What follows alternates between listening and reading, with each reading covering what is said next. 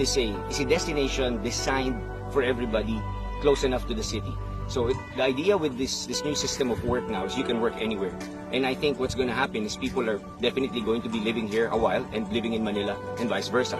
So the idea is to come up with an affordable dream, maybe a 200-300 square meter lot ranging from 2 to 4 million, where you can build a 5 million home.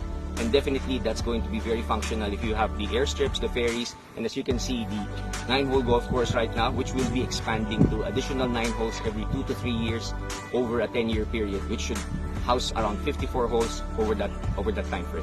Camaya Golf Course offers a very different proposition because of, first, we really made sure that we designed the golf course before the residential lots. So we wanted to make sure that, of course, like any real estate development, you want as much lots as possible.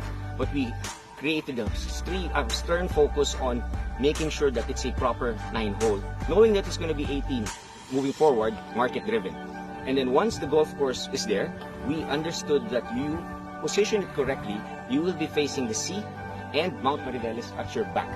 So at any point that you look at it, and it has a different feel in the morning and in the afternoon. So if you're finishing up your 9-hole game or your 18-hole game by around 5:30, you will be greeted by a fantastic view of the sunset reflecting by the sea.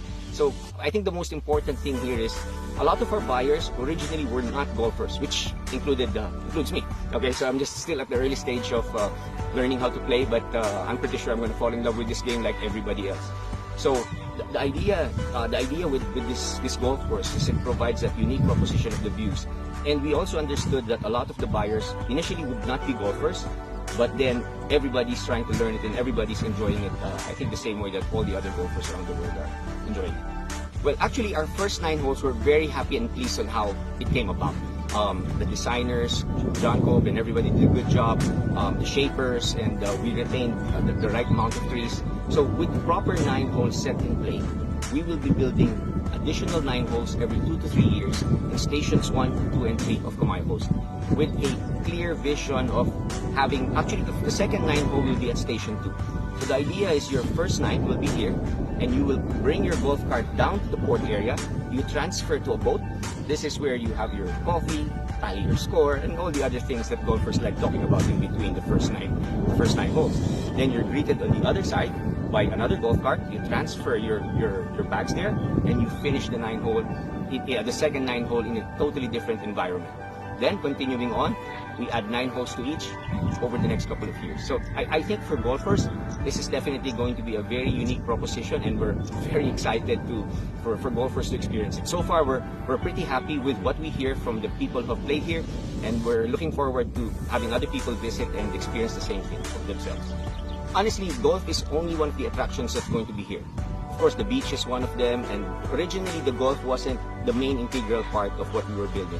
But now we understand that with all of these things put together, and with probability of city development, meaning actual living here, we really foresee it to be a bustling city, but not with the problems of traffic and everything else.